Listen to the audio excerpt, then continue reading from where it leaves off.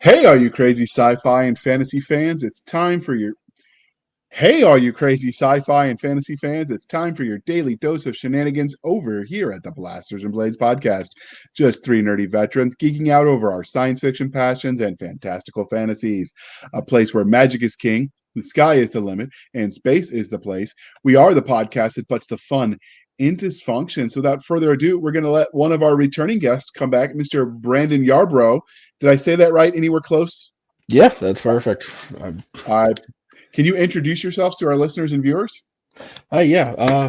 Name's Brandon Garber, like you said. I'm the creator of Reentry, and at the moment, those of you that know, we've got Reentry Lone Wolf in progress right now, and we are slowly working on getting to Reentry Snowfall whenever we get to that point. Outstanding. And so we had him in his co-creator of this digital property that's airing right now on YouTube. We had him on episode 159. If you don't remember, you didn't listen, we will link to that in the show notes. So that is, available for you. And then the next part of the introduction, dear listener, is how we first found them. So I think, Brandon, you were in some of the same writing groups. So when you were getting started, you just reached out and said, "Hey, come on, can we come on the show?" And the rest, as they say, is history, if I remember correctly. Yeah, I think we met through the Galaxy's Edge book Oh, club. that's right. You're in that fan club too. Yep, that would Yeah, be it. So that is how we first found them. Now, because you've been on here once before and we did the original religion questions, we got to mix it up a little bit. Are you ready for this? always. All right. Stargate, Eureka, or Warehouse 13? Stargate. Definitely Stargate. Grew All up right. watching Always it. a most excellent choice. What did you think of Stargate Universe? That one, it's actually been a while since I've watched it for the most part. A lot of my Stargate memories really come from when I was a kid watching it with my mom. Okay, that's fair. Did you watch the original movie or did you watch the SG1 when it came on TV? SG1, since we were again, my mom was really, really big on the Sci-Fi Channel, so whenever every time it'd pop up, I'd be right there with her. Nice. So that was, dear listener, for you younger types, that was when you had to be dedicated to watch your show because in the beginning there wasn't DVR, which is how you recorded it before you did binge watching stuff. So you had to want it. You had to be in your chair in front of the TV at whatever time it aired locally, and you had to wait up for it if something bumped it and it ran late. So you had to really, really want it. Yeah, I remember those days. Just somebody Well, yelling across the house, "It's back on!" after a commercial, sprinting over yeah. furniture. And that amazingly quick run where everyone's trying to scramble to the nearest bathroom on commercial breaks because you couldn't pause it. Hell yeah. That was, and if you missed an episode, you just had to wait till the summer for the repeat season and hope it all made sense. Yeah. And that's if you Those were got the good lucky to days. catch it again. Yeah, because they never aired it at the right time. So, all right, because we are polytheistic, The Witcher, Shadow and Bone, or The Magicians. Definitely The Witcher. For sure, The Witcher. Games were awesome. Show was solid, though. We all know what's going on with that, with the recast, so that we'll see what happens there. That's okay.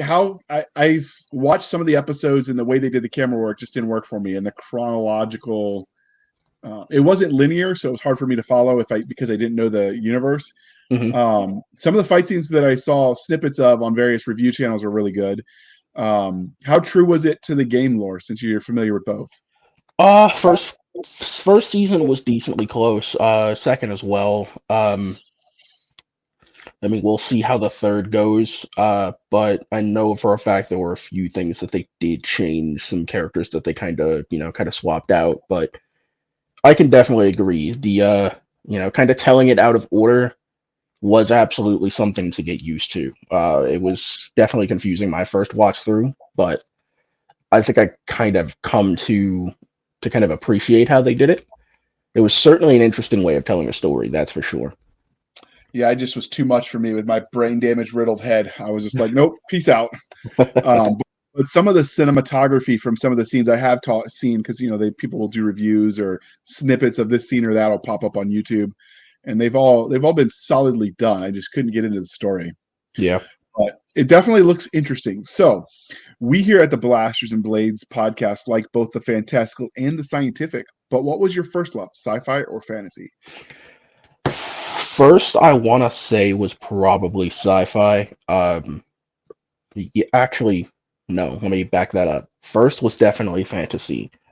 He reading stories as a kid of, knights fighting dragons and, Okay. things like that. And then eventually kind of getting into sci-fi once I kind of discovered Star Wars at a young age. It was absolutely a wrap from there. And then just been kind of obsessed with sci-fi from ever since then. So what was your first memory of speculative fiction? Was it watching the Knights and Dragons or reading it, or was there something before that? Like, what was the first time you experienced speculative fiction? I think the first time I really experienced it at a point where I was actually old enough to understand it, so probably around a 5 or 6, would have definitely been fantasy. So more so, Narnia books, Charlie Bone, so on and so forth, Harry Potter, the usual kid stuff. Okay. Yeah, for kids of a certain age, I imagine Harry Potter was the introduction to a lot of things. Yeah. Um, I think I was already in the army when the Harry Potter books started coming out. Jeez. So, what is it about speculative fiction as an umbrella genre that you love so much? I mean, for me, it's, from a writing standpoint anyway, it's definitely being able to tell virtually whatever story that I want, especially with this series where we're able to go through and kind of take the best parts of a few different sci-fi series, really, and then be able to kind of turn that into something that we've always wanted to see. So I think for me, that just does it for me. Okay. So, how did your love of speculative fiction as a genre, so the reading the stories of Camelot and Knights and Dragons and St. George and all of that, evolving into watching science fiction and the magic of technology? How did you transition from enjoying that as a consumer to deciding you're going to tell your own stories in that space? Uh, it was definitely around my high school years. I've been writing on and off all my life, but I never really got serious about it until probably about the ninth grade, or not ninth grade, probably 11th. But I think that's kind of when I started seeing that shift in, you know, just wanting to just strictly consume it to me wanting to kind of go through and create it. Uh, so I had creative writing classes, like I mentioned in our last talk, and I wrote Halo stories. I wrote some Tom Clancy stuff. And I wound up realizing that I absolutely loved this stuff. I really did, and then from there it just kind of snowballed, and now we've got the series, and that's just been a real pleasure to work on. So, how did that like? So, you answered from the writing point, but you're also a narrator because you narrate your own stories and you do them in sort of a cinematograph. Well, you do them in a unique way. It's not just a straight reading. You guys are sort of making your own digital content in a way that's part movie, part audiobook, part stage Mhm. adventure. So, how did you get to the point where you're in high school, you're taking creative writing, to now you're also doing essentially voice acting work? That kind of came about when this was when was this? I want to say about 2019 or so. So I had just gotten out of high school probably 3 years prior, and there was this Halo project that I came across that Marco Suya, I believe his name was, that was he was working on, and I just saw that he was looking for voice actors at the time, and I had zero voice acting experience whatsoever at that point. And I just, and I was always kind of taught, if you ever see an opportunity that you might be interested in, take it. And so I did. ended up getting the role of an Oni agent, but unfortunately that project never actually came to fruition. But that's also where I kind of started to kind of fall in love with the whole thing of, doing the occasional voice acting. I don't necessarily do it that often. I'll do it when I need to.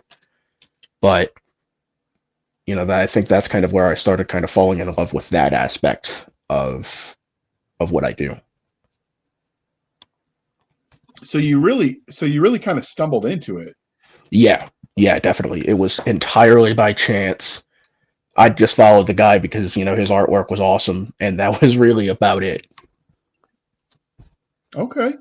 So were you surprised that when you auditioned that first time that you got picked? Oh, absolutely. I actually could not believe it. I was thinking, okay, yeah, they're probably just going to pass on me. They're just going to go through and grab somebody else. And then, not 7 minutes after I did the audition, they told me I got it. Nice. That's not bad at all. Yeah. So, did you stay in contact with any of that after that failed in venture? Did you try any others, or you sort of put that on the back burner till the reentry project? That was kind of on the back burner until reentry. But I just still do keep in touch with him. He's actually working on his own animated series at the moment called Air of Time. Trailer's out on YouTube. It looks awesome. They are absolutely doing a damn good job with that, and I wish them the best with it. But yeah, voice acting for me kind of got put on the back burner until I started, working on reentry. Okay. So many narrators let their own real life experiences influence the way they tell a story with their vocal cords. So were there any specific formidable moments that you think shape the way you present the story to the world? Uh, well, kind of the preface, I'm not prior military, not prior law enforcement or anything like that. I just have a lot of friends that are. But when it comes to, at least when it came to the couple of characters that I did voice in the first episode, I kind of more so relied on how I know I sound during even a paintball match. I know what I sound like when I've got paintballs flying over and I'm going through and I'm directing guys. So I kind of leaned on that experience to kind of drive how I thought that particular character at the time should sound. So because you write military stuff and you do paintball, so what I know there's different ways to do paintball. So can you give a little bit of information on that so I can sort of try to picture what you're talking about? Yeah, definitely. So everybody knows about, more so speedballers. It's those are the colorful guys in the jerseys with the hoppers on top of their guns that look like they're from outer space. What we do, me and my team, Task Force 83, we primarily focus on Milsim MagFed paintball. So all of our markers are extremely realistic, most of them based off of M4 and AR-15 platforms. And we do have a few prior male guys in the team as well. And for the most part, we focus on the more realistic aspects, utilizing actual tactics. So bounding, movement under fire, being able to go through an assault through a location, and being able to do these things properly, all while wearing, plate carriers, helmets, so on and so forth. And it's definitely a different way of doing paintball, but we as a team we believe that that's what the future of the sport is. Okay. So and then you use that now. Are any members of your team actually trained in military, or did you guys sort of learn on your own? Yeah, there are a couple of them that are. One of them is prior infantry. One of them was, I believe, a mechanic. We've had a prior contractor on the team as well. Uh, we've and even just outside of the team, we've also worked alongside, guys that were former Green Berets. We've worked alongside guys that were in the 75th. Just a lot of guys that did this shit at the highest level, and being able to work alongside those guys is just it's a treat. to be able to see how they shoot, move, and communicate, and it just drives us to go through and do better.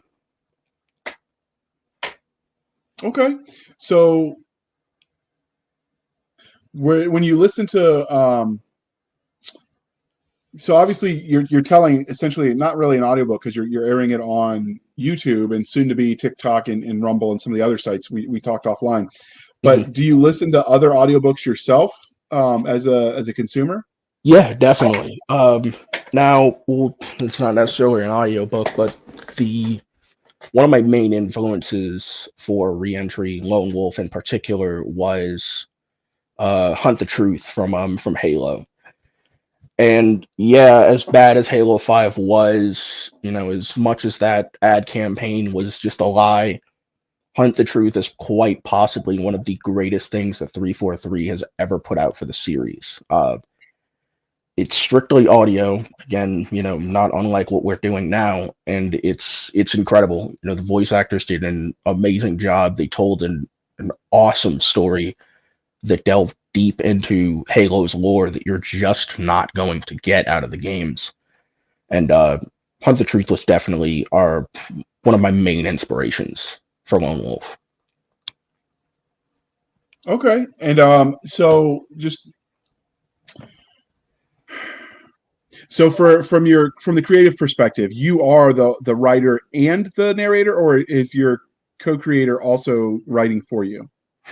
I pretty much do all of the writing. Our narration for the series at the moment is done by Tiffany Levette. She plays Cara Snow, and she has just absolutely killed everything that I have sent her. She is incredible, and honestly, I definitely think that she's going to be one of the biggest names in voice acting one day.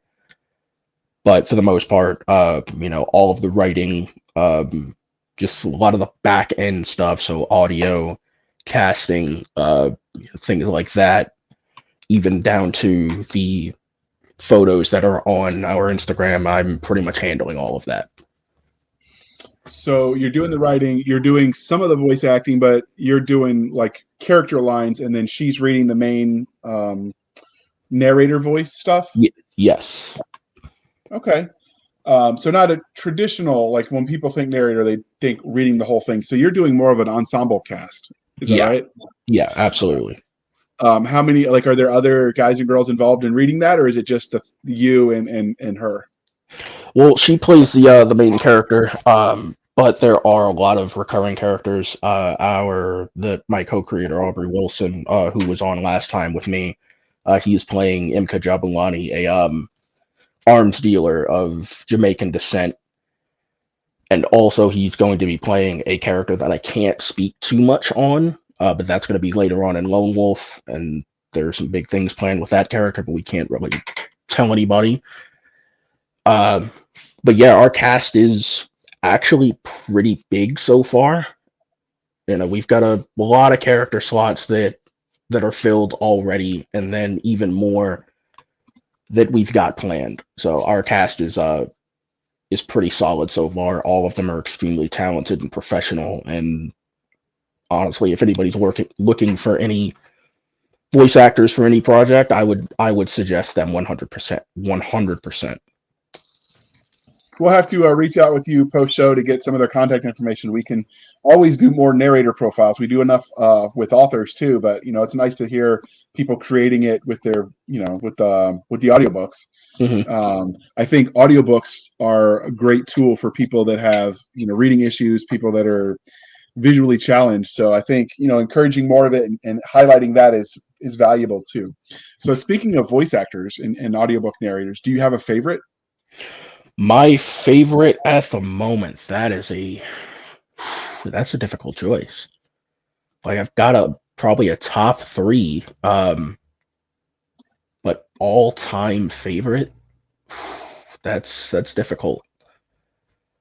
Uh, Man, all time favorite would probably have to go to Aizen's voice actor from Bleach.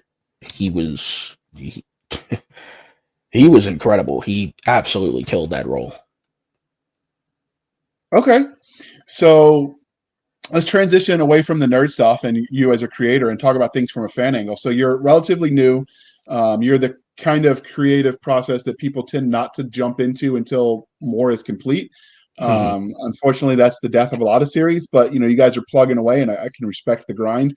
But since you're in the building phase, are there any creative benchmarks that you're looking forward to? So like your first autograph request, maybe seeing somebody out in public rocking your merch, like what would be the thing that happens where you can say, you know what, I've made it? Mhm. I think right now I'm most looking forward to just somebody just coming up and just asking about the series. It could just even be just simple stuff, like, hey, what is your mindset when it comes to this character, or why did you write this particular section this way? Just somebody going through and just asking questions honestly would make my day at this point. Okay. I would think also maybe having someone recognize you vocally, be like, wait a minute, I know that voice. Yeah, that would be awesome too. So this is the part where we talk about everything you've created, both from the written word to narrated. So what all have you? Is this your only project, or are there others? There are a couple that I've kind of got on the back burner. Now this isn't necessarily common knowledge, but Reentry does take place in a universe that I was writing years and years ago.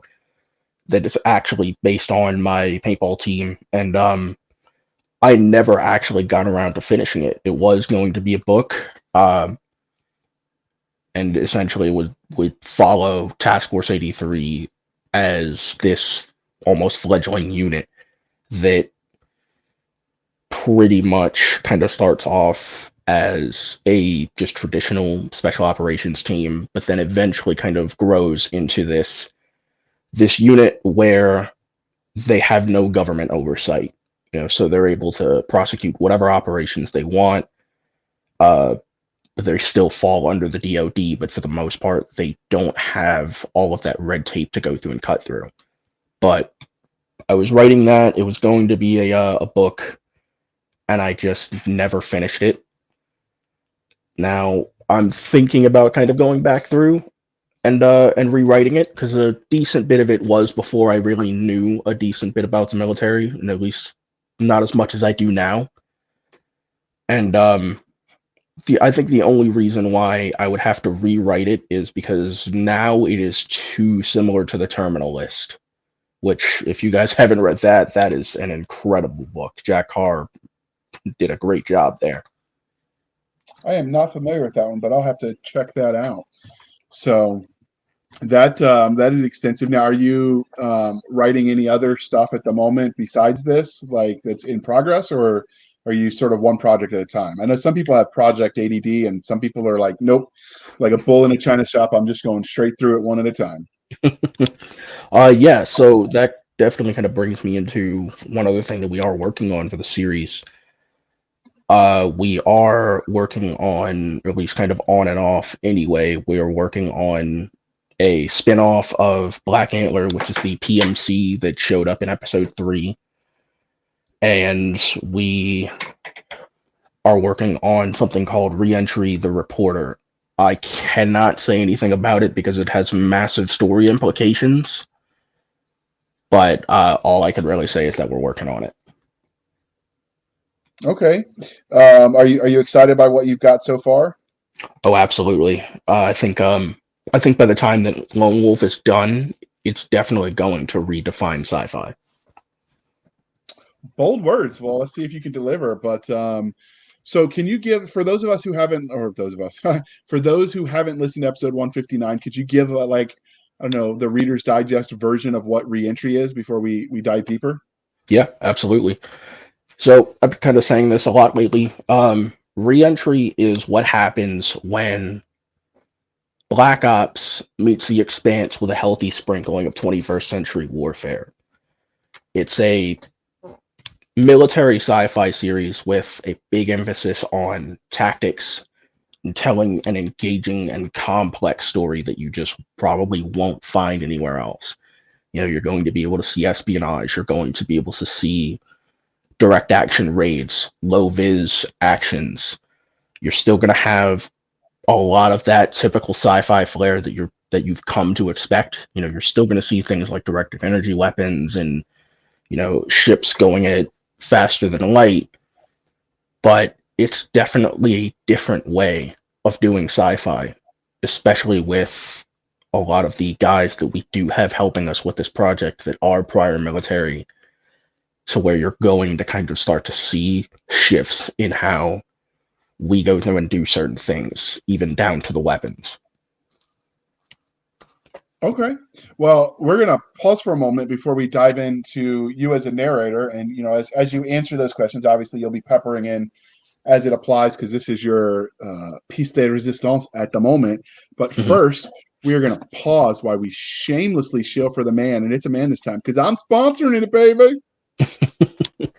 They were called the Human Marine Corps, but their cause was never humanity's, until the sleeper awoke.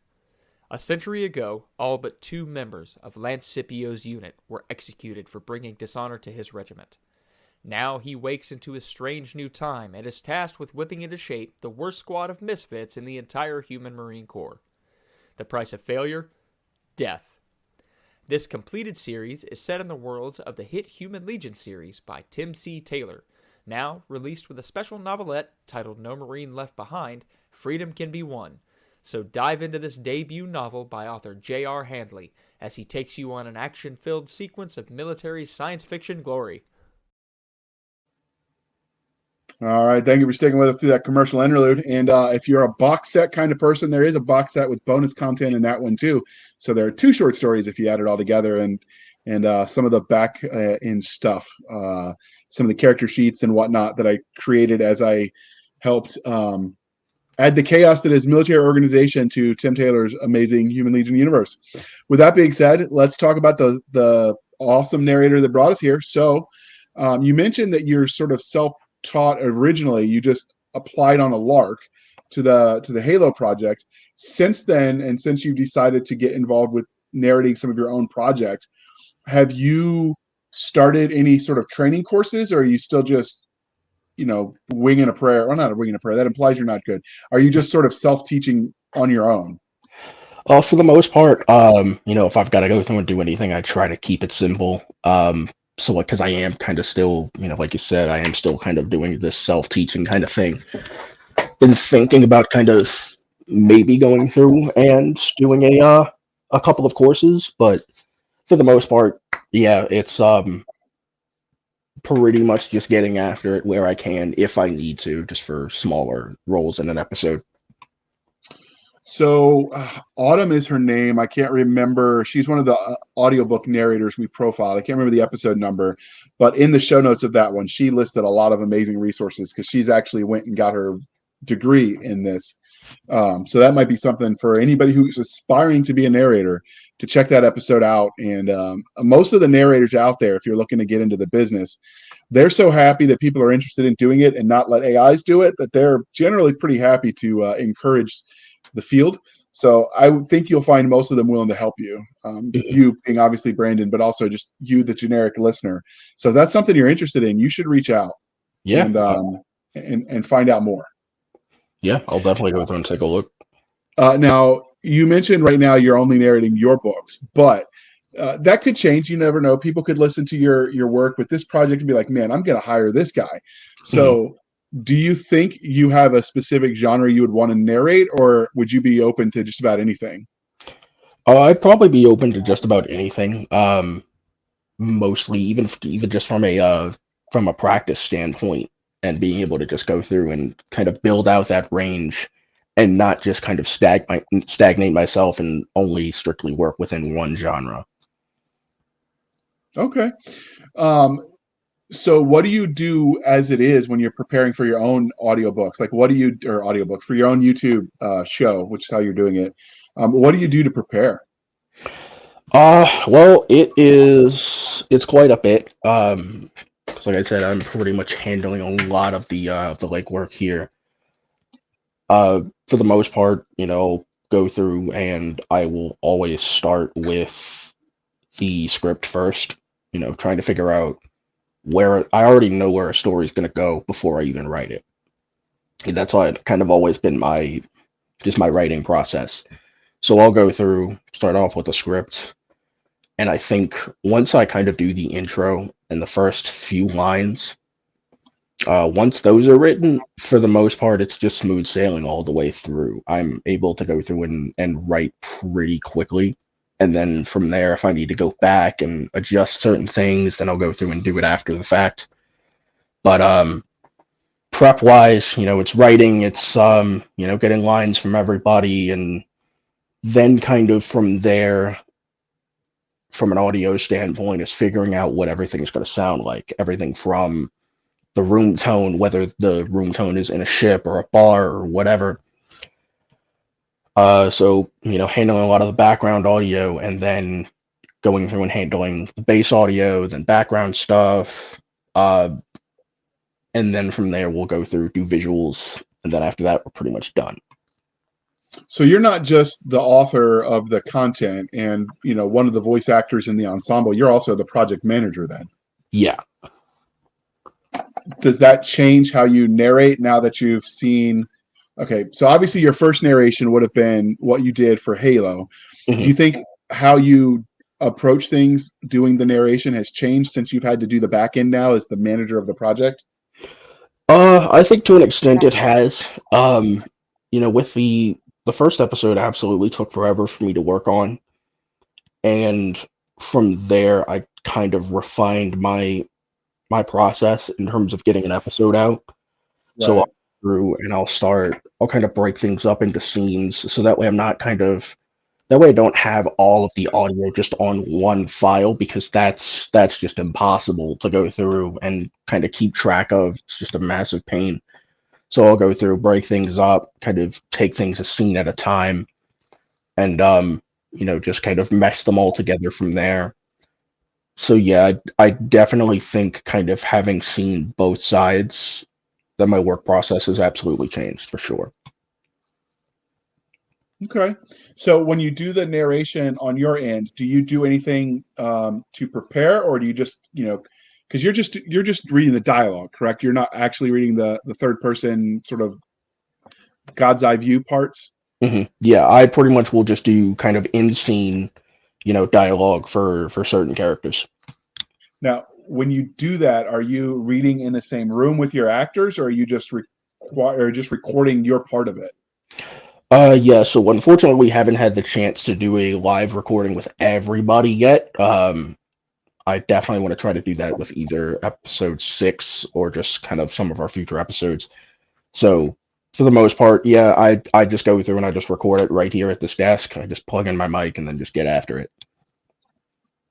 So how long does it take you to generally record your parts? Is that something that takes you, you go through a couple times, or do you just trust your gut and get it, this is where it's at and we're going to launch it?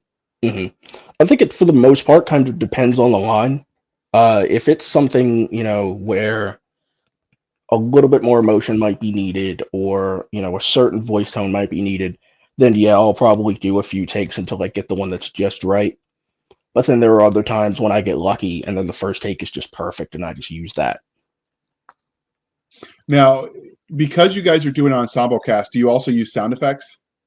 Yes. So at the moment I'm using, I think the company's name is Big Films, I believe. They make a lot of different sound packs, and I'm using their sci-fi pack as well as their chaos weapons pack for the most part, for a lot of just the ship sound effects, gunfire, explosions, etc., etc. And it's definitely worked so far.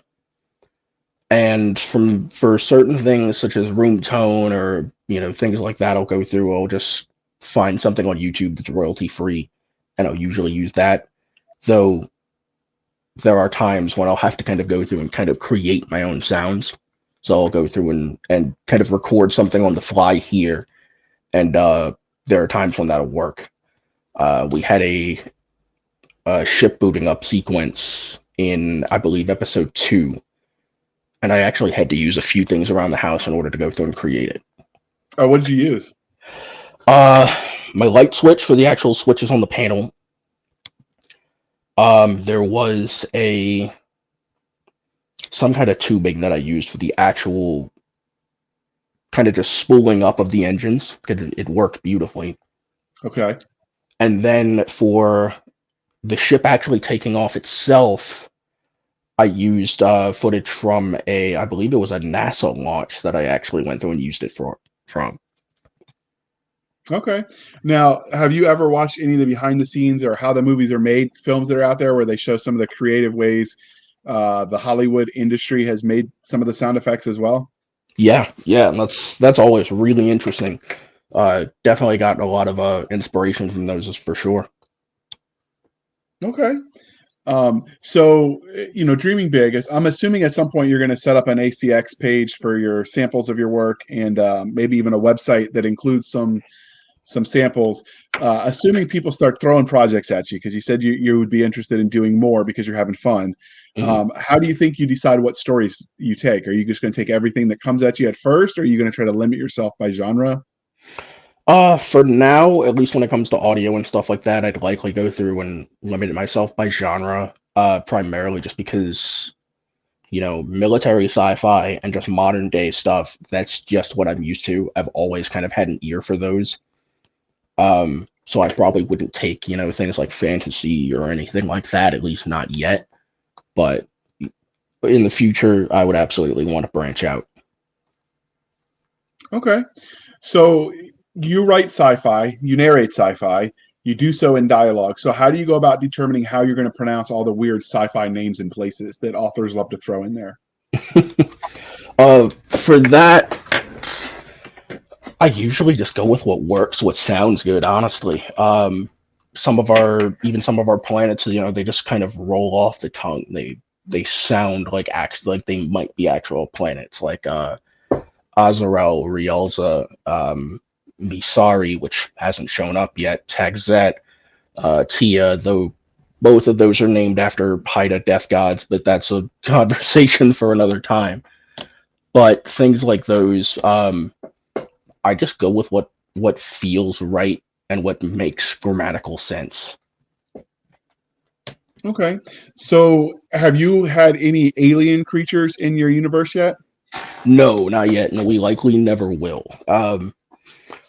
When I set out to create this series, I kind of set out to do something to where this is a sci-fi based on reality. Now, that doesn't necessarily mean that, we're going to get the exact science of how, faster than light travel will work. We're still going to be taking creative liberties in some aspects.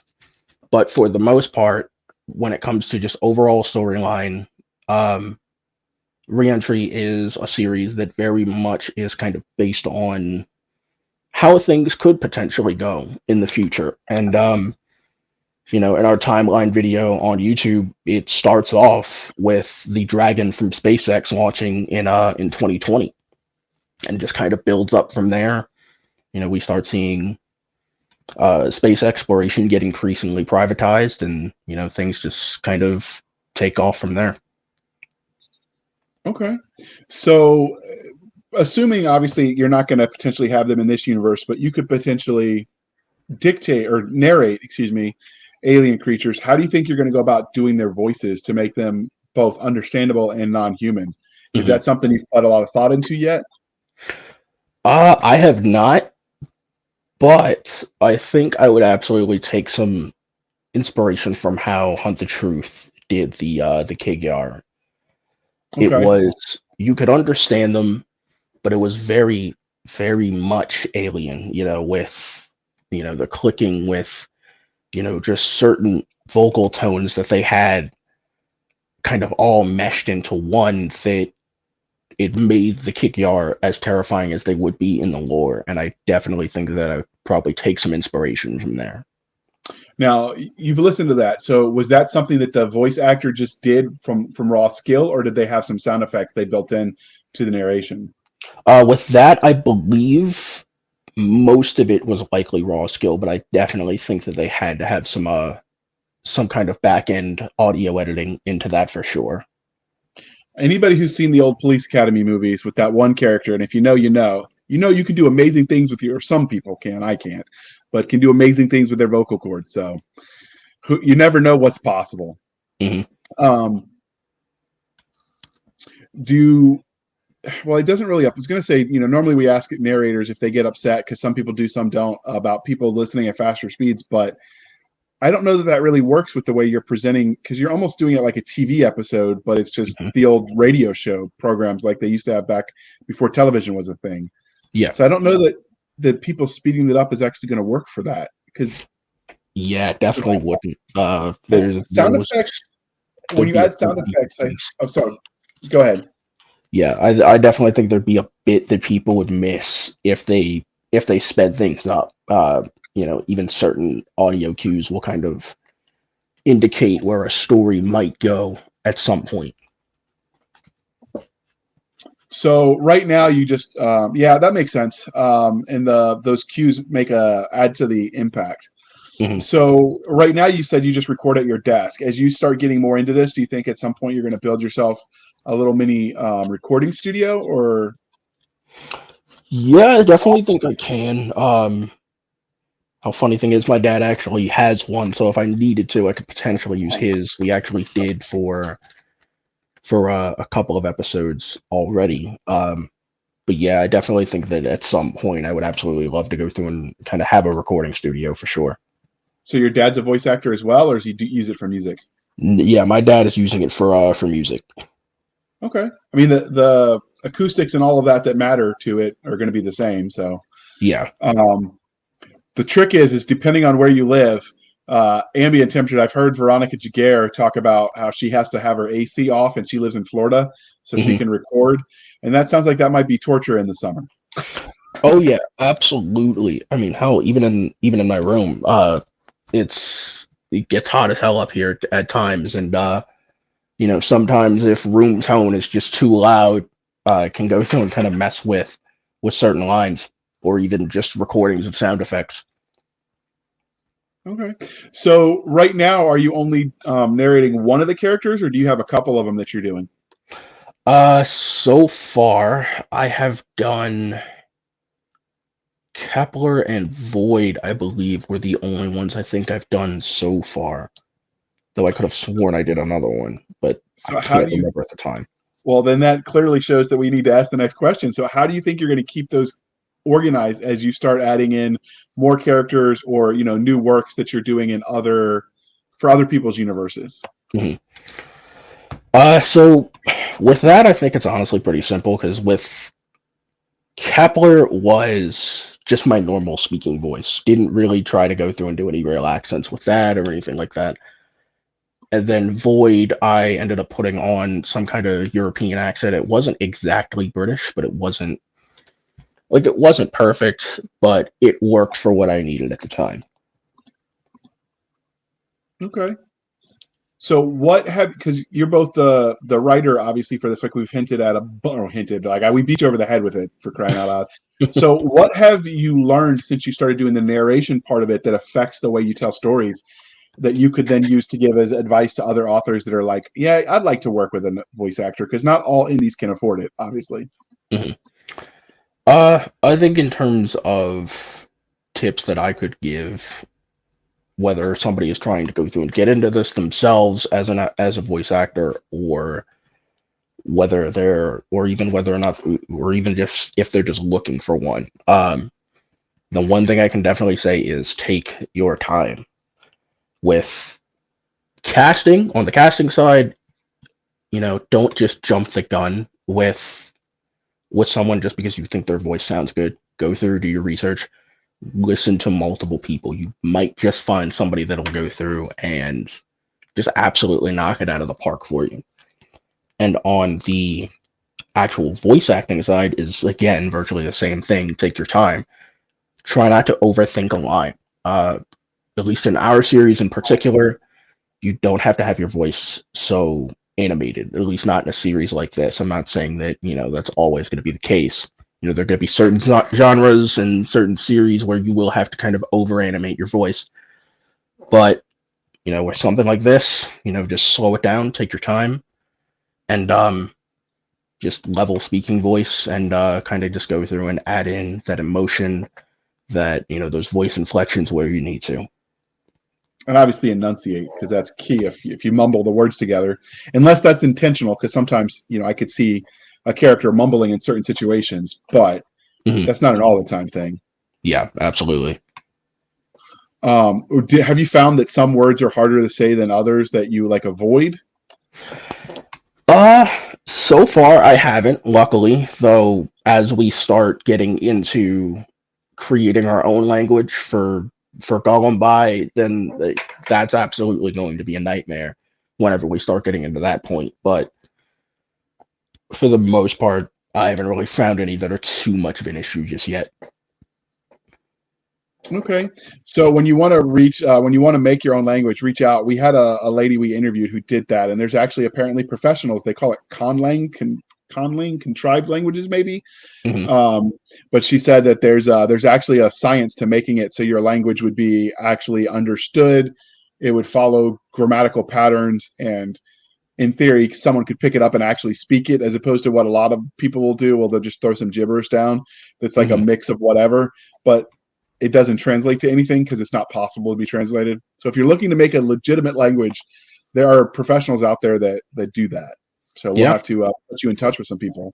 Oh yeah, absolutely. Yeah, well, we definitely want Gollum language to be perfect for sure.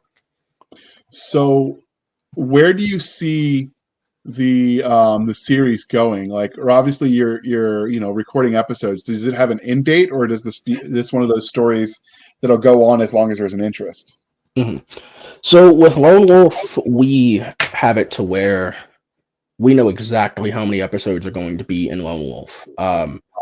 Getting into Snowfall, we're not sure just yet, because there are two ways that we can do it. We can either split it up into, I think it was either 2 seasons, or we can split it up into about 4 or 5, which I think from a storytelling perspective, that might be a little better. Right. Um, but for the most part, I think Reentry can turn into a pretty big franchise one day, as long as we just keep cracking on and just keep getting after it.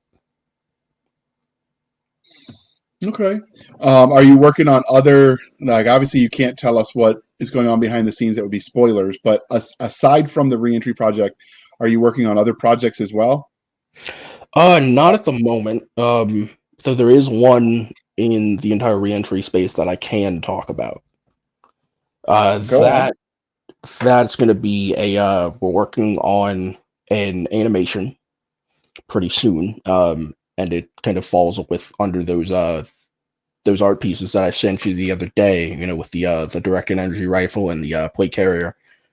Um, it's pretty much just going to be a probably 5 to 10 minute short animation of just a special operations marine unit in the reentry time frame, just hitting a compound. And the idea behind this is to almost treat it as an animated proof of concept. We're wanting to kind of show people what an operation in Snowfall will look like when we get to that point, and what kind of quality we're going to be able to go through and deliver. So the gear is going to be pretty much accurate to what you're going to see in the series once we get to Snowfall.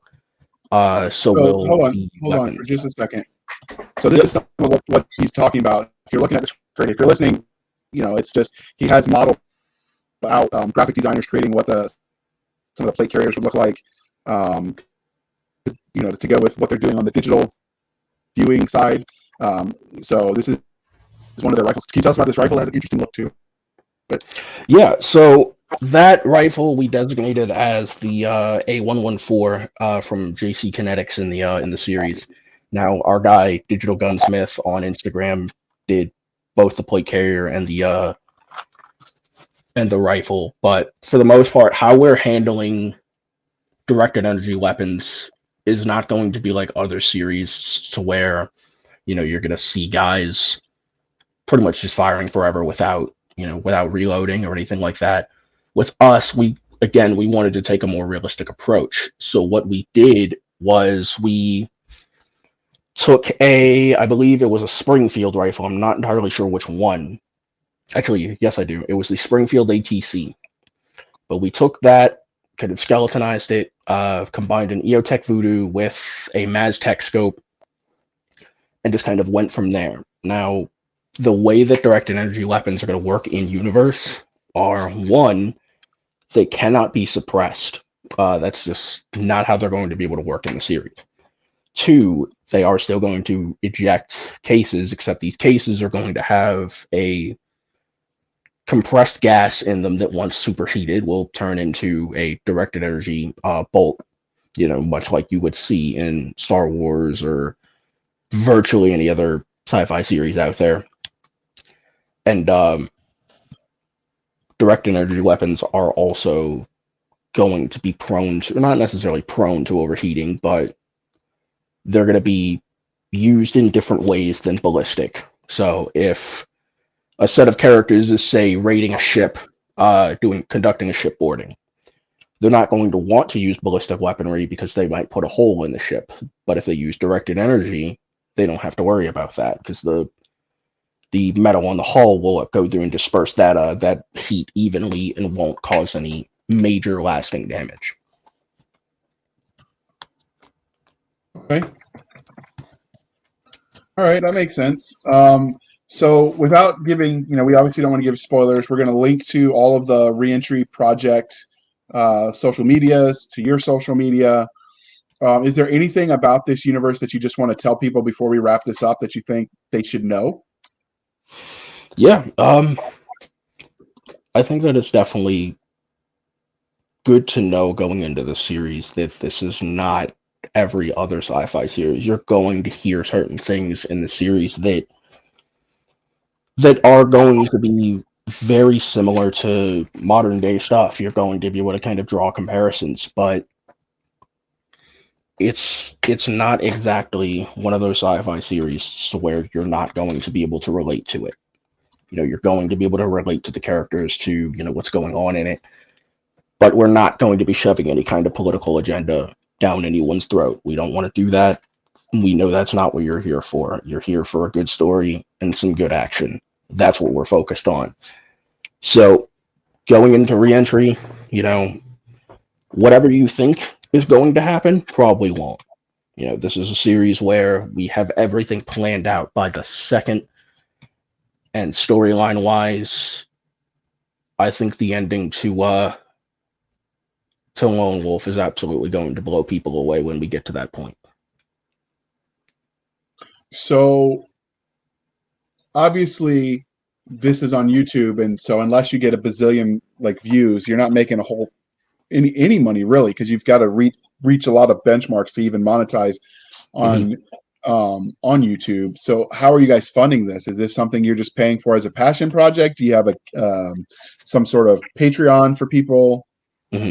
So right now we're pretty much just paying for all of it out of pocket, unfortunately, which sucks, but I mean, that's just how it is. We're working on a Patreon. It's not live just yet, because there's a lot that we still need to work on. But ideally, I'm hoping to have it out inside of the next 3 months. And once it is live, people will be able to get their hands on, what we're calling intel packages. So that'll include a bunch of kind of in-universe, stuff that will go through and give you even more context to what you might be hearing in an episode. So whether that's a physical classified document, whether that's helmet cam footage, intercepted comms, so on and so forth. There's a lot that we've got planned for it, but may not be out for a while, but we'll see. Okay, so this is the part where I remind you, dear listener, to please be kind and speak your mind on the reviewing platforms. In this case, that's the like button, the follow, the subscribe button over there on the YouTubes. It helps tweak the algorithms. If you want to make a comment, even if it's just to say, hey, I really like this, that also helps the algorithm suggest this to new people, and it helps the organic discoverability of what he's doing. So everything you can do to engage, share it on share the YouTube video on all your social medias. That helps as well. But you can do your part and help spread the word if you like what he's doing. If you like the episodes, helping other people find it is huge, especially for something that's a project of love that he's doing out of pocket and not really making any money on yet. So we highly encourage you, dear listeners, to do the things. With that being said, Brandon, can you tell people how they can find you on the internet? And we'll link all of that in the show notes. Yeah, so I'm actually on IMDb now, which kind of blows my mind. We never actually knew how to create one of those. But yeah, IMDb, Instagram, Facebook, I'm pretty much on everything that most people have these days. Nice. And as part of prepping for this show, we found out that the Blasters and Blades podcast is on IMDb as well. I don't know how that happened because I'd forgotten the website even existed, but apparently we're over there. I guess that makes us professionals or something. So you can find us, aside from IMDb website, you can find us on Twitter at twitter.com/SF_fantasy_show, Sierra Foxtrot _fantasy_show. You can email us at blastersandbladespodcast@gmail.com. Again, blastersandbladespodcast@gmail.com. You can find us on Facebook where all the shenanigans happen over at facebook.com/groups/Blasters and Blades Podcast. Again, /groups/Blasters and Blades Podcast. You can find us on our website at anchor.fm/Blasters Tack and Tack Blades. Again, anchor.fm/Blasters and Blades, where you can support the show for as little as 99 cents a month. You can help keep the lights on. These shows aren't free to produce. There is overhead. And so everything you can do to contribute is greatly appreciated, dear listener, dear viewer. Or you can support the show more directly over at buymeacoffee.com/author J.R. Handley. Again, buymeacoffee.com/author J.R. Handley. Be sure to put in the comment section that it's for the podcast, and I promise I will keep my co-hosts, Doc Cisca and Nick Garber, duly caffeinated. They will drink until their liver explodes. They will hear colors and see sounds by the time we get them done being caffeinated, people. But you got to do your part and make that happen. So, thank you for spending some of your precious time with us. For Nick Garber and Doc Cisca, I am J.R. Handley, and this was the Blasters and Blades podcast. We'll be back next week at the same time, where we'll indulge our love of nerd culture, cheesy jokes, and all things that go boom. And before we let you go, Brandon, thank you for coming on the show. We had a lot of fun. I had a lot of fun. Because there's only me now. I'm not speaking in the royal third person, people, just a creature of habit. Yeah, man. Thanks for having me on. It's always a pleasure. But since Doc's not here to say no, you can all call me Your Highness or King and stuff. I'll take it. We gotta set the bar somewhere. So might as well aim for the stars. All right, thank you for coming, and we're gonna have some of your other co-creators on the digital side on to talk about some of that digital creating. So when Nick gets back from his super secret stealth waterboarding, whatever Border Patrol does, okay, they don't really waterboard people. That was a joke. When he's back from that, we're gonna set up and him. Nick Garber and your digital guy are going to talk about all things artsy fartsy. So that'll be fun as well. And with that being said, have a nice evening, people.